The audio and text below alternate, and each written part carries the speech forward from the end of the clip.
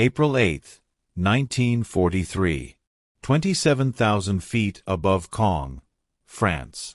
The oxygen mask couldn't hide Oberleutnant Ralph Hermiken's smirk as he watched the ungainly silhouettes climbing laboriously toward his formation through the crystal-clear air canopy of his Faller Wolf 190A5. The veteran ace of Yogkeshvata, 26, studied the American fighters making their combat debut over occupied Europe. "Die armies have sent us flying milk bottles," he transmitted to his wingman, unable to suppress his laughter at the sight of the massive Republic P-47 Thunderbolts struggling for altitude. Below them, 16 P-47C Thunderbolts of the 4th Fighter Group lumbered upward in tight formation.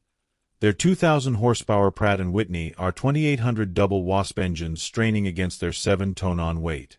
To German pilots accustomed to the sleek Spitfires and nimble Soviet fighters, these corpulent American machines appeared almost comical. Barrel-shaped fuselages topped with greenhouse canopies, wings that seemed too small for their massive bodies, propellers that dwarfed anything in the Luftwaffe inventory. What Hermesen didn't know, what none of the German pilots circling like wolves above could have imagined, was that they were witnessing the arrival of the weapon that would systematically destroy the Luftwaffe's fighter arm. Within 18 months, these flying milk bottles would transform from objects of derision into instruments of terror, their 8.5 Browning machine guns becoming the most feared sound in German skies. The mathematics of destruction were already loaded in those broad wings.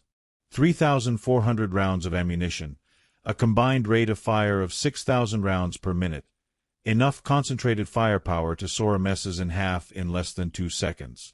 The transformation began that April morning when Major Donald Blay, commanding the 335th Fighter Squadron, spotted the German formation positioning for attack. The former Eagle Squadron veteran, who had transferred from RAF Spitfires just weeks earlier, understood what his men didn't yet know: that survival in the P-47 required abandoning everything they thought they knew about air combat. The Thunderbolt represented a radical departure from conventional fighter design philosophy. While the Germans had pursued lightweight interceptors optimized for climb and turn performance, Republic Aviation had created something unprecedented: a high-altitude juggernaut that used mass, power, and firepower to redefine the rules of aerial warfare. Among the 56 American pilots spread across the French sky that morning were men who would become legends, future aces whose names would strike fear into Luftwaffe hearts.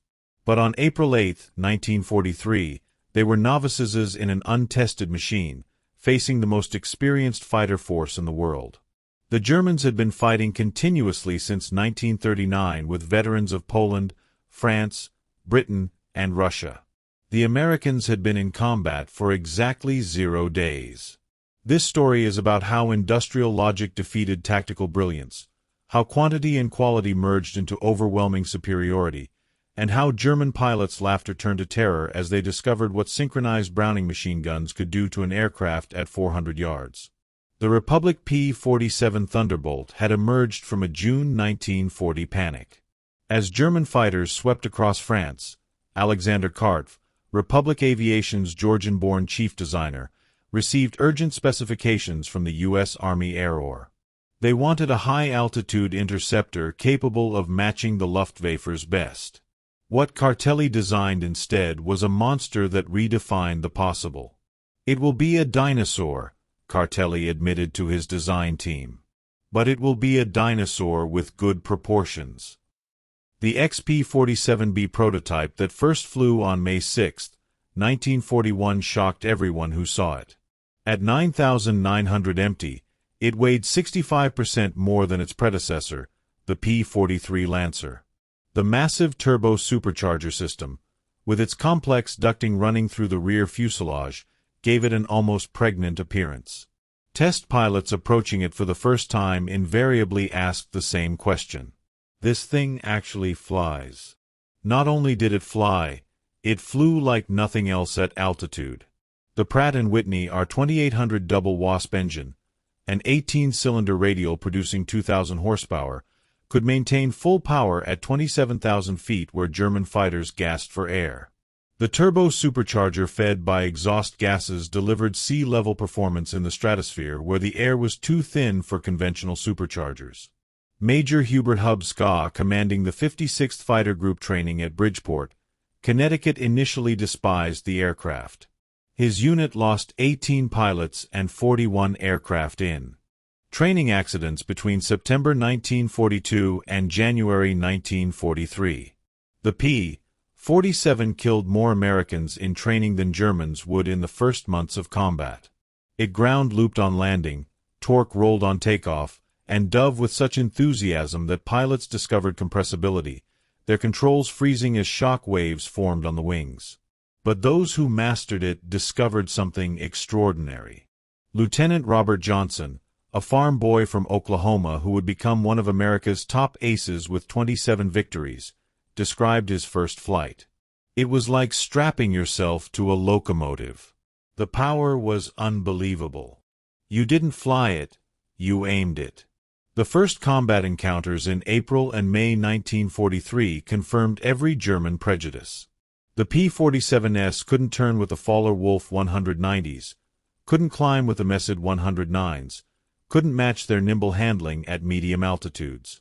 Luftwaffe pilots quickly developed tactics to exploit these weaknesses, attacking from below where the heavy Thunderbolt struggled, forcing turning fights where agility mattered more than firepower. Hutchman Isef Pips Priller, commanding officer of Yakashvata 26, reported to headquarters after his first encounter. The new American fighter is meat for the slaughter. It flies like a truck, turns like a freight train, and climbs like a pregnant cow. Our boys are calling them Indiana, fat targets pretending to be warriors. The statistics seem to confirm German confidence. In their first month of operations, the American fighter groups lost 14 Thunderbolts for only 3 confirmed German kills. The RAF, observing from their Spitfire squadrons, quietly suggested the Americans might reconsider their choice of mount. British pilots joked that the best evasive maneuver in a P-47 was to unstrap and run around the roomy cockpit. But something strange was happening in those early encounters that German intelligence failed to notice. The P-47s that were shot down had absorbed incredible punishment before falling. One aircraft returned from a May 4th mission with 21 cannon holes and over 100 machine gun strikes. Damage that would have disintegrated a Messerschmitt or Spitfire. The massive radial engine lacking vulnerable coolant systems shrugged off hits that would have stopped a liquid-cooled fighter cold. More significantly, when P-47s did get their guns on target, the results were catastrophic. The Thunderbolt's weapons battery created a convergence zone of destruction that German pilots had never experienced. Unlike the rifle-caliber weapons of early warfighters or the cannon with limited ammunition, the American fighter could maintain sustained fire for over 30 seconds, an eternity in aerial combat. The event that would begin changing German perceptions occurred on June 26, 1943 over Lazo, France. It involved 2nd Lieutenant Robert S. Johnson of the 61st Fighter Squadron and an encounter that would become legendary on both sides of the conflict. Johnson's formation of 48 P-47s was returning from escort duty when they were bounced by 16 Faller-Wolf 190s from 2/AGS 26 led by Headman Wilhelm Ferdinand Galland, younger brother of the famous Adolf Galland.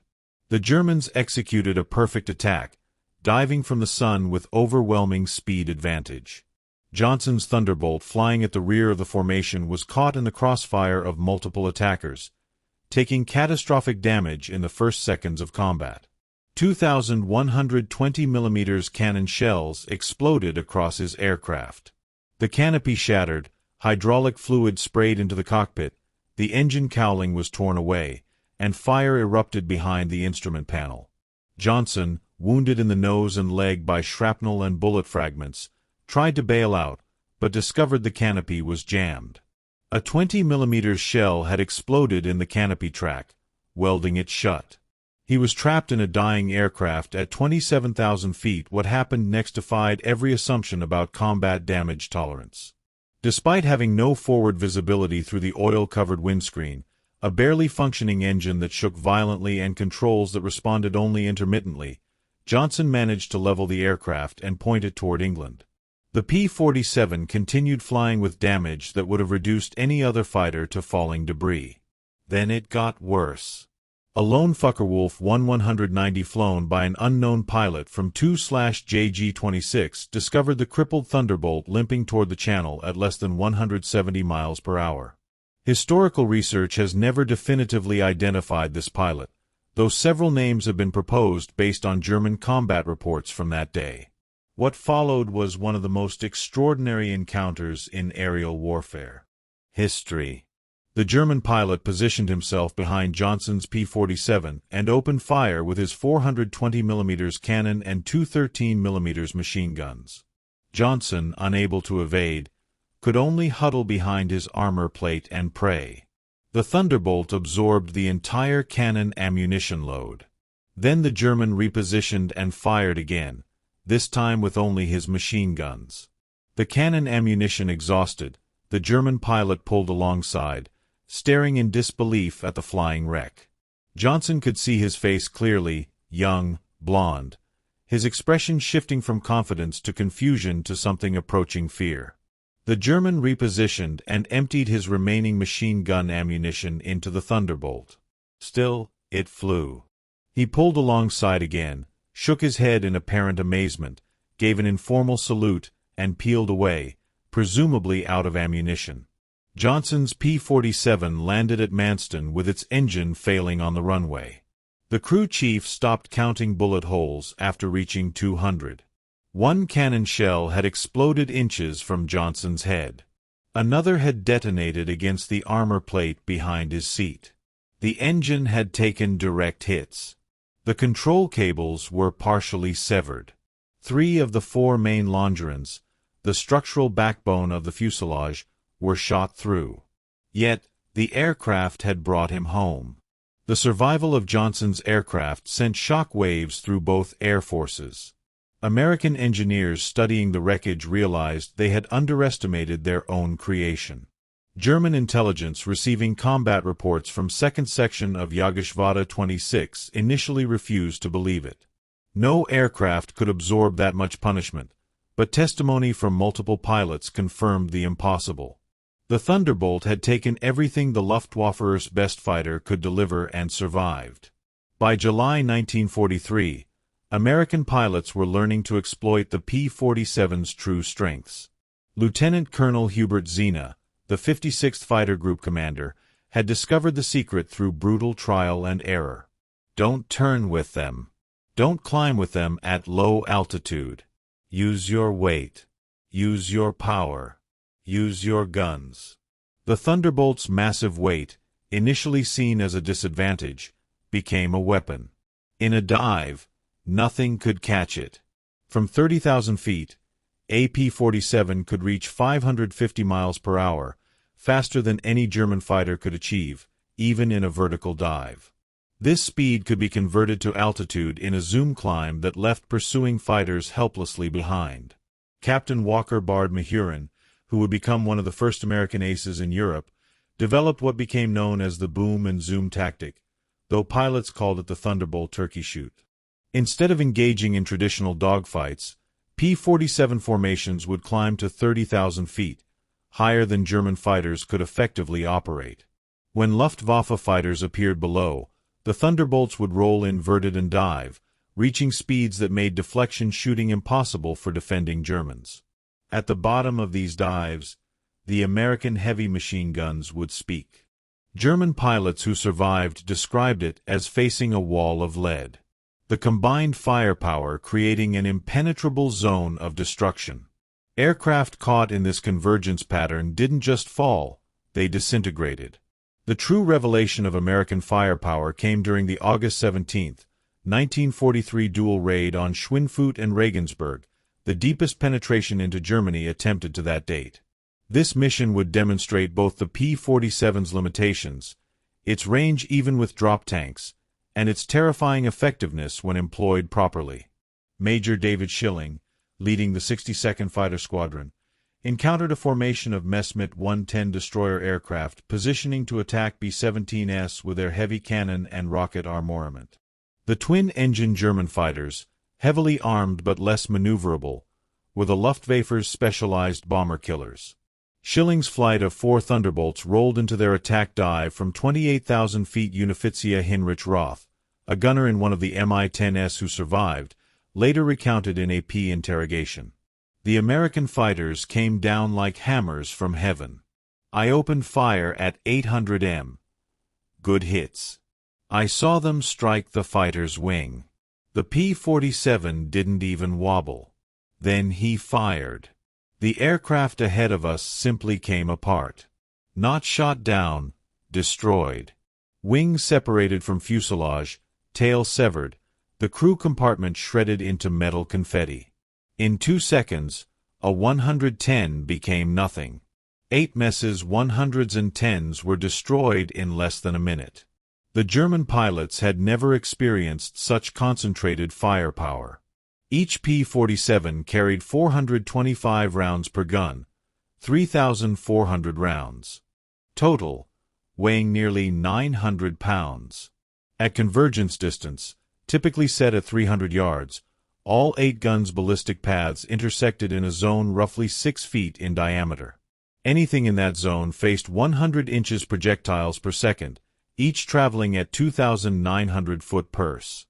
The ammunition itself was a revelation of American industrial capacity.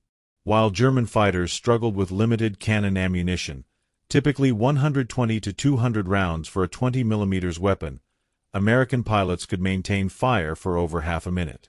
The standard combat load mixed armor-piercing incendiary tracer, and standard ball ammunition in patterns designed to both destroy and ignite. Lieutenant Colonel Francis Gabby Gabreski, who would become the top American ace in Europe with 28 victories, described the effect. When you hit them with all 8, they don't just go down, they explode.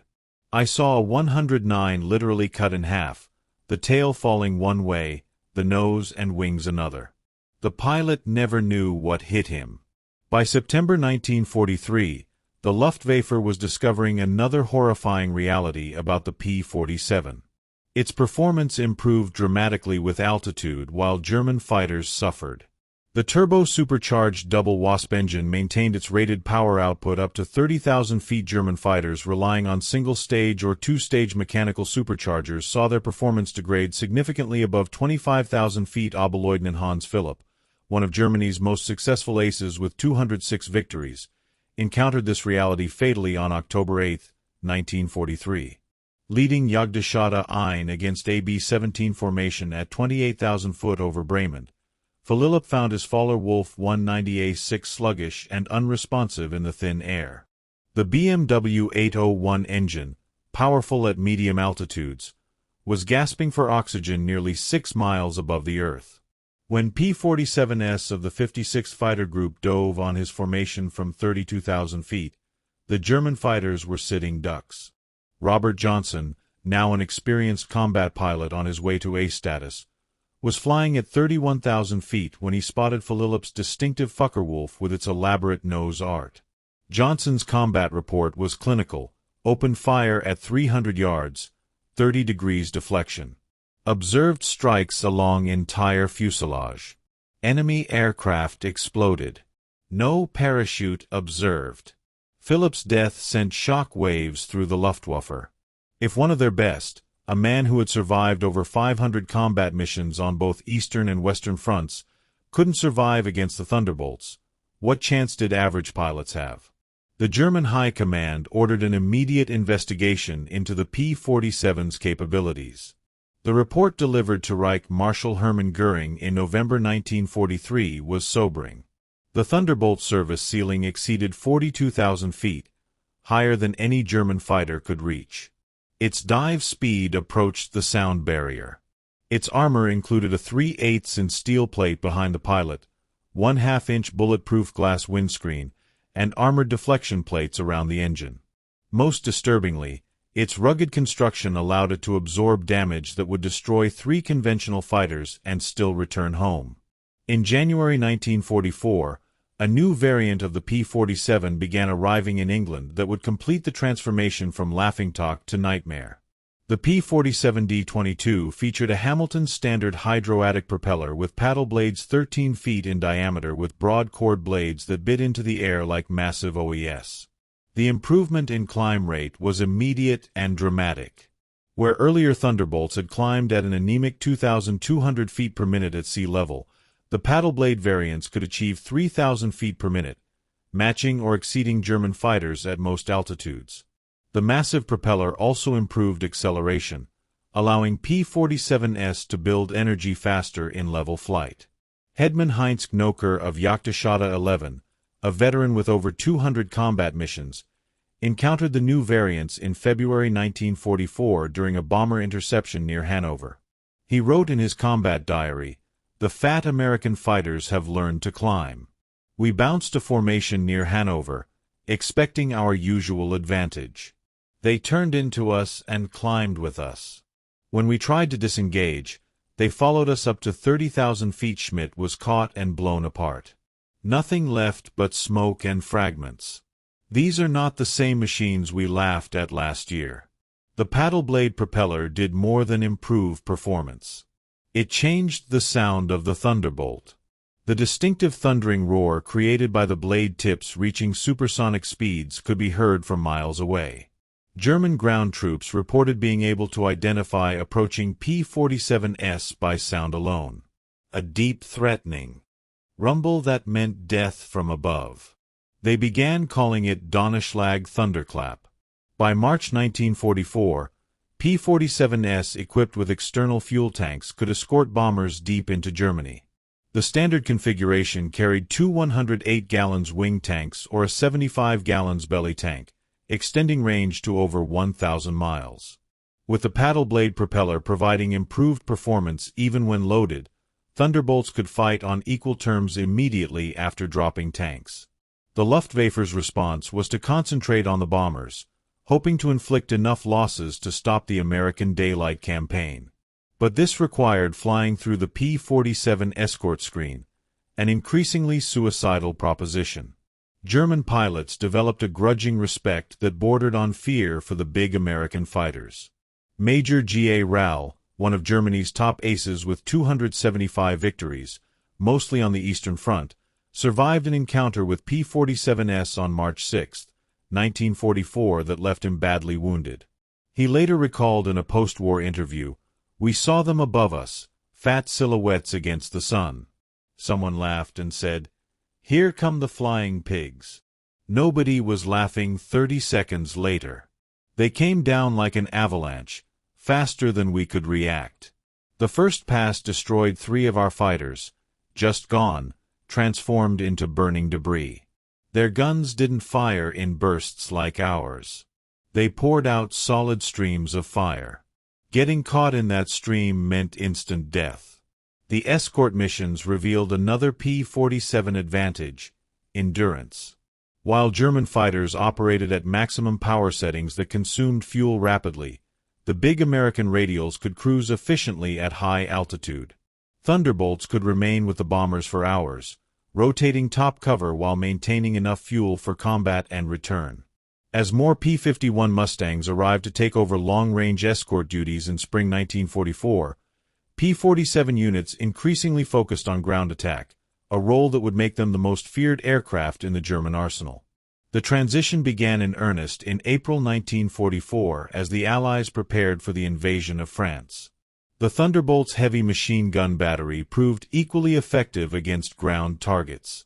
The standard armor-piercing incendiary ammunition could penetrate the top armor of most German vehicles, while the sheer volume of fire could destroy soft targets in seconds. A 2-con burst put 160 half-in projectiles into a target area the size of a truck. But it was the addition of bombs and rockets that transformed the P-47 into a true multi-role monster. The D-25 variant could carry 2 1,000-pound bombs under the wings and a 500-pounder under the fuselage, a bomb load equal to early war medium bombers. Later variants added zero-length rocket stubs for 10 5-inch high-velocity aircraft rockets HVRs, each equivalent to a 105 mm artillery shell. Oberst Hans von Luck, commanding the 125th Panzer Grenadier Regiment during the Normandy campaign, experienced P-47 ground attacks firsthand. They came in low, so low you could see the pilots' faces. The sound was terrifying. Engines roaring, rockets screaming. Then the hammer of those heavy machine guns. A column of our trucks simply ceased to exist. 20 vehicles transformed into burning wreckage in one pass. The psychological effect on the men was devastating. They called them JBOs, fighter bombers. But these were something beyond that. They were flying artillery with the accuracy of snipers. On June 6, 1944, the Luftwaffe discovered how completely the balance of power had shifted. Over 500 P-47s provided air cover for the invasion, creating an impenetrable umbrella over the beaches. German fighters attempting to reach the landing zones were massacred. Oberleutnant Wolfgang Fischer of Jagdgeschwader 2, one of only 3 German pilots to reach the beaches that day, reported the sky belonged to the Americans. Thunderbolts were stacked from sea level to 30,000 feet. We tried to break through at dawn. 12 fighters from our grouper. I was the only one to return. The P-47s were waiting at every altitude. You couldn't climb over them. Couldn't dive under them. Their guns turned our fighters into aluminum rain. In the weeks following D-Day, P-47s systematically destroyed German movement in daylight. The statistics were staggering.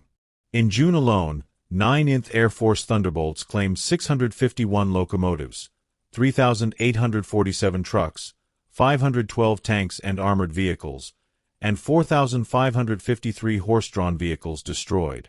The Wehrmacht was forced to move only at night, severely hampering their ability to respond to Allied advances. The Germans tried everything to counter the Thunderbolt threat. They reinforced vehicle armor, deployed more anti-aircraft guns, developed new camouflage techniques. Nothing worked. The P-47's combination of speed, armor, and firepower made them nearly unstoppable. Even the feared 88mm flak guns struggled to track the fast-moving fighters at low altitude. While devastating Europe, the P-47 was simultaneously proving its worth in the Pacific theater. The 348th Fighter Group, operating from New Guinea, discovered that the Thunderbolt's qualities were perfectly suited to the vast distances and harsh conditions of the Pacific War. Colonel Neil Kirby, commanding the 348th, developed tactics specifically for the Pacific. On October 11, 1943, Kirby led 4 P-47s against 40 Japanese aircraft over Wewak, shooting down 6 enemy planes himself in a single mission, earning him the Medal of Honor. The Japanese, accustomed to fighting nimble but fragile American fighters, were unprepared for the P-47's combination of firepower and durability. Japanese ace Saburo Sakai, who encountered P-47s over New Guinea, later wrote, "We called them monsters. Our 20mm cannon, which could destroy a P-40 with a few hits, seemed to have no effect. I put dozens of rounds into one Thunderbolt and watched it fly away. Their return fire was terrifying. Streams of heavy bullets that tore aircraft apart." The P-47N, developed specifically for the Pacific, featured increased fuel capacity with wet wings holding 93 gallons each, extending range to 2,350 miles. This variant would escort B-29s to Japan, proving that the short-legged fighter of 1943 had evolved into a true long-range weapon. Perhaps the ultimate vindication of the P-47's evolution came in its encounters with German jet fighters. The Messerschmitt Me-262, with its 540 mph top speed, should have been untouchable by propeller-driven fighters. But Thunderbolt pilots discovered they could catch jets in 2 situations: during takeoff and landing, when jets were most vulnerable, and in high-speed dives from altitude. On November 27, 1944, Lieutenant Colonel John C. Mayer of the 352nd Fighter Group became one of the first pilots to shoot down an M262 with a P-47. Diving from 28,000 feet, Meare's Thunderbolt reached speeds approaching 500 miles per hour, fast enough to catch the jet in level flight. The jet pilot, confident in his speed advantage, never saw the diving P-47 until Meare's guns opened up at 400 yards. Meare's combat report noted, the enemy aircraft disintegrated under fire. Large pieces, including both engines, separated from the fuselage. The pilot did not escape. The concentrated fire of 850 caliber guns proved more effective than we anticipated against jet aircraft. By early 1945, specialized P-47M variants were deployed specifically to counter German jets and V-1 flying bombs. With water methanol injection boosting power to 2,800 horsepower and refined aerodynamics, these ultimate Thunderbolts could reach 470 miles per hour in level flight at 30,000 feet, fast enough to intercept even jets under certain conditions. Major George Bostwick, commanding the 63rd Fighter Squadron equipped with P-47s, shot down two M262s in March 1945. His tactical report emphasized firepower over speed. The jets are faster, but they can't turn and they can't take punishment. One good burst from our battery, and they come apart like they're made of paper. They have to slow down to attack bombers. That's when we get them. The ultimate demonstration of American industrial might came during Operation Bodenplatte. The Luftwaffe's desperate attempt to destroy Allied air power on January 1, 1945. Nearly 900 German fighters, including their best remaining pilots, launched surprise attacks on Allied airfields across Belgium and the Netherlands. At Y-34 airfield near Metz, home to the 365th Fighter Group's P-47s, the attack initially succeeded.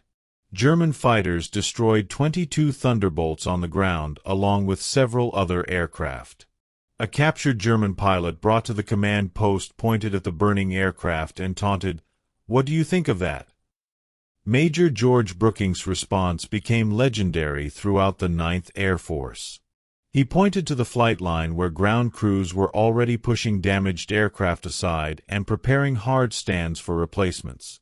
By tomorrow, we'll have 40 new ones. How long will it take you to replace your pilots?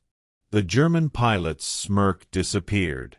Within 48 hours, factory fresh P-47D-40s filled the flight line. Flown in from depots in England, the Luftwaffe lost 271 aircraft and 213 pilots in Bodenplatte, including many irreplaceable instructors and squadron leaders. These losses they could never replace. The Americans lost 134 aircraft total across all attacked airfields, all replaced within a week. The numbers told the story of inevitable defeat.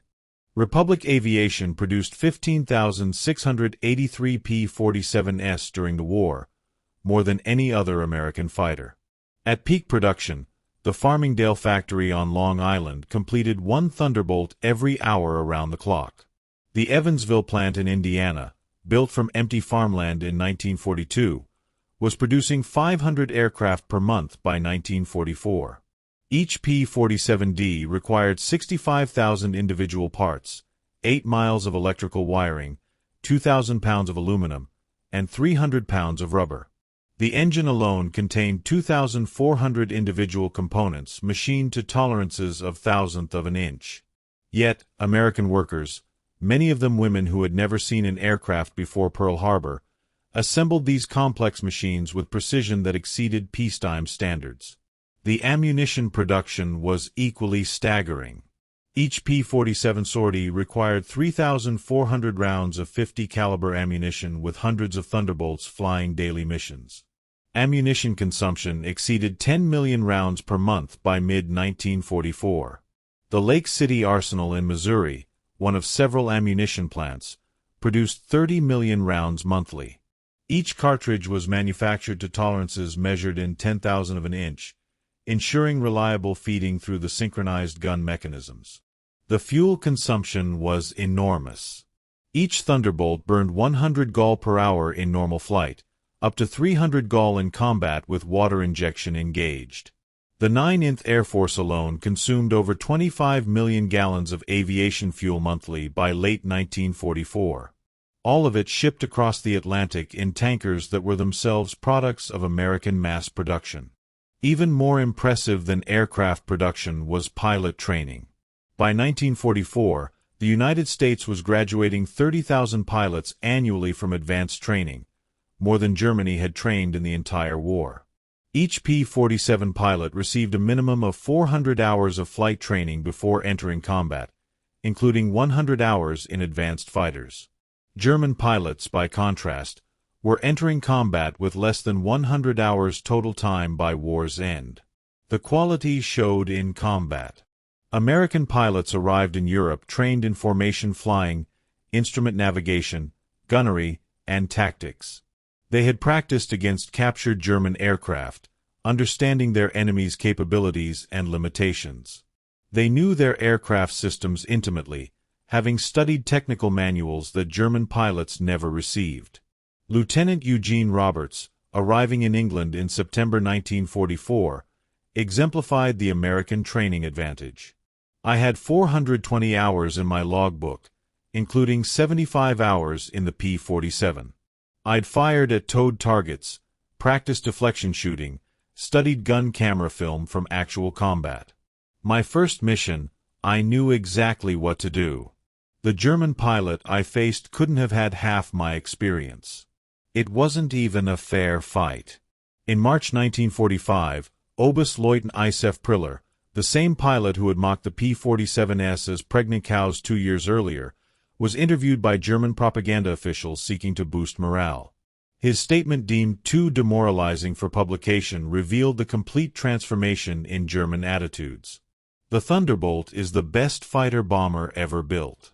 Its firepower is unprecedented. Weapons that never jam, never overheat, never run out of ammunition in normal combat. It carries bombs like a medium bomber, fires rockets like artillery, and fights like a fighter when needed. But beyond the machine is what it represents. Unlimited American production. They lose 10, they build 20, we lose 1, it's gone forever. Their pilots arrive better trained than our instructors.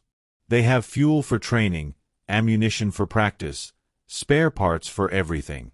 We have nothing but courage. And courage without resources is just delayed defeat. We laughed at them in 1943. We're not laughing now. When you hear those guns, you know death has come calling. The sound haunts us. Mechanical, precise, unstoppable. Like everything American, it's about overwhelming material superiority. They didn't beat us through better tactics or braver pilots. They buried us under an avalanche of steel and lead. By April 1945, the Luftwaffe existed largely on paper. Fuel shortages grounded most aircraft. Experienced pilots were dead or captured. Airfields were cratered ruins. But even with aircraft and fuel, German pilots faced an impossible equation. Attacking meant facing P-47 formations that owned every altitude from ground level to 40,000 feet. Feldwebel Klaus Brechner, one of the last German pilots trained in 1945, flew exactly one combat mission before the war ended. His encounter with P-47s over Leipzig lasted 12 seconds. I saw them diving from above, for Thunderbolts in perfect formation. I tried to turn, but they were too fast. The leader fired from 500 m. My aircraft shook like it was hit by sledgehammers. The engine exploded. The wings separated. I barely escaped. In the parachute, I watched them destroy my entire staff. 6 fighters gone in under a minute. The sky rained, burning aluminum and bodies. The psychological impact was complete. German pilots developed what medical officers called jabo fever, physical symptoms of stress appearing when Thunderbolts were reported in the area.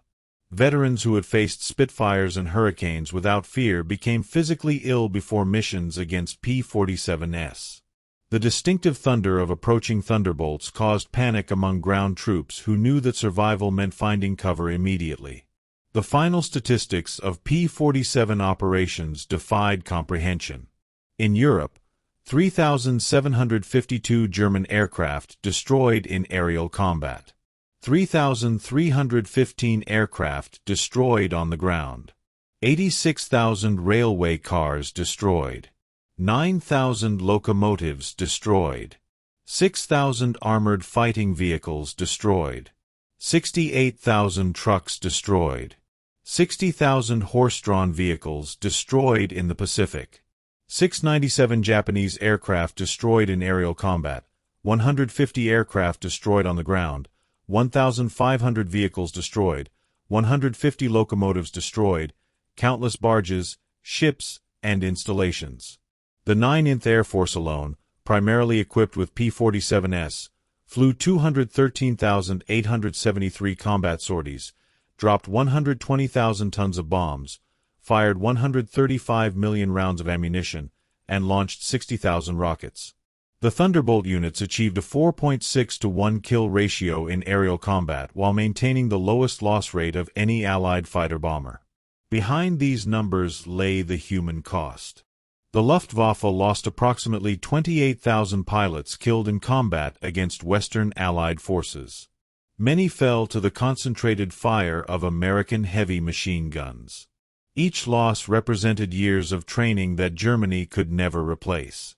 By war's end, the average German fighter pilot had less than 30 hours of combat experience. The average P-47 pilot had over 200. At the Luftwaffe Interrogation Center at Oberursel, captured Allied pilots were debriefed by German intelligence. The records captured in 1945 revealed German assessments of Allied aircraft. The file on the P-47 updated continuously throughout the war showed the complete reversal of opinion. April 1943. Large, unmaneuverable fighter. Inferior to German types in all performance parameters except dive speed. Machine gun armament insufficient against cannon-armed fighters. Assessment minimal threat. December 1943. Exceptional high-altitude performance. Extreme structural strength. Firepower increasingly problematic. Pilots showing improved tactics. Assessment. Significant threat above 25,000 feet June 1944. Dominant fighter-bomber. Superior to all German types above 20,000 feet firepower devastating against all target types. Structural strength makes shoot-on extremely difficult. Assessment. Critical threat at all altitudes. March 1945. Best fighter-bomber of the war. Combination of firepower, durability, and performance unmatched. Pilot quality exceptional assessment unsurvivable in direct engagement.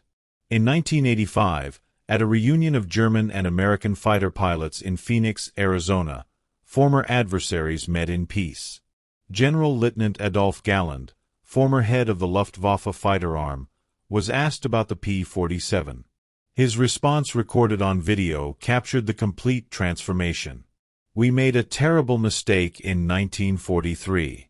We saw this big heavy fighter and laughed. The Americans don't understand air combat. We said they built a bomber and called it a fighter. We were the ones who didn't understand. The Americans didn't try to build a European fighter. They built an American one designed around production, firepower, and survivability. They understood that in a war of attrition, the plane that could take punishment and deliver devastating firepower would win. They were right. The first time I flew a captured P-47 after the war, I understood everything. The power was incredible. It climbed like it was falling upward. The cockpit was comfortable.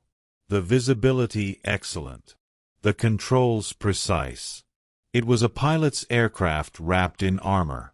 But what really impressed me was realizing that America built over 15,000 of these complex machines while fighting a two-ocean war. Each one required an engine more complex than anything Germany produced. Yet they built them faster than we could build simple fighters. That's when I knew we never had a chance. Those guns, we called them Roosevelt's piano because of the sound they made. Once you heard that sound, you never forgot it. Many of my friends heard it for the last time. The P-47 didn't just defeat the Luftwaffe, it destroyed it. The P-47's design represented American industrial philosophy perfectly. Brute force engineering backed by unlimited resources. Every component was overbuilt, overpowered, and over-engineered. The wing spars could support 40,000 pounds, 3 times the aircraft's loaded weight. The engine mount could withstand 12 G-forces.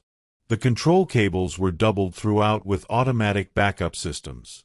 The ammunition feed system alone was a marvel of engineering.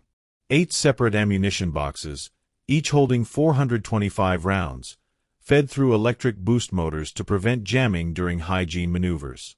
The guns were electrically heated to prevent freezing at altitude. Each gun had its own charging mechanism and could be individually synchronized. The convergence was adjustable from 150 to 400 yards, allowing pilots to optimize for their preferred engagement range. Even after the war, some German veterans maintained that the P-47 won through quantity, not quality. That German fighters were technically superior but overwhelmed by numbers. The combat records tell a different story. In engagements where numbers were equal, P-47s consistently prevailed. The heavy machine gun armament, dismissed as inferior to cannon, proved more effective in actual combat. Analysis of gun camera footage revealed why cannon shells, while individually more destructive, required precise aim and had limited ammunition, typically 120 to 200 rounds total. The P-47's weapons created a probability cloud of bullets that guaranteed hits even with imperfect aim. At typical engagement ranges, a 2-con burst put at least 20 rounds into a fighter-sized target, enough to ensure destruction. The ammunition itself was superior. American 50-caliber armor-piercing incendiary rounds used a delayed action fuse that ensured penetration before detonation. The incendiary compound burned at 3,000 degrees Fahrenheit, hot enough to ignite aluminum structure. German 20mm shells, while heavier, often exploded on surface contact, causing spectacular but sometimes superficial damage. The P-47 Thunderbolt remains the heaviest single-engine piston fighter ever mass-produced. Its empty weight of 10,000 pounds exceeded the gross weight of some twin-engine fighters. Its engine produced more power than entire bomber formations from the previous war. Its weapons delivered more firepower than a squad of infantry. Yet, it was built by the thousands, flown by kids barely out of high school, and maintained under combat conditions by mechanics who learned their trade in weeks. The transformation of German opinion from mockery to terror took less than 2 years. In that time, the flying milk bottle became the most feared aircraft in the Luftwaffe's experience. Veterans who had faced Spitfires, Hurricanes, and Soviet Yaks without flinching spoke of P-47s in hushed tones decades after the war. At the United States Air Force Museum in Dayton, Ohio, a restored P-47D sits among other legendary fighters. Its placard lists specifications and battle honors, but the real story is told by a small display case containing spent .050 caliber shells and a strip of gun camera film showing a Folly Wolf 190 disintegrating under fire. Below the display is a quote from an unnamed German pilot taken from a 1945 interrogation report. "We laughed when we first saw them. Fat, ugly American fighters that couldn't turn, couldn't climb, couldn't fight. We stopped laughing when we realized they didn't need to turn or climb. They just pointed those guns at you and you ceased to exist. The laughter died with our comrades." The P-47 Thunderbolt entered combat as an object of derision and ended the war as an instrument of annihilation. In between, 8 synchronized Browning machine guns rewrote the rules of aerial warfare and buried the Luftwaffe under an avalanche of lead. German pilots had laughed at the ungainly American fighter in April 1943. By May 1945, There were no German pilots left to laugh. The thunder had spoken, and the sky belonged to America.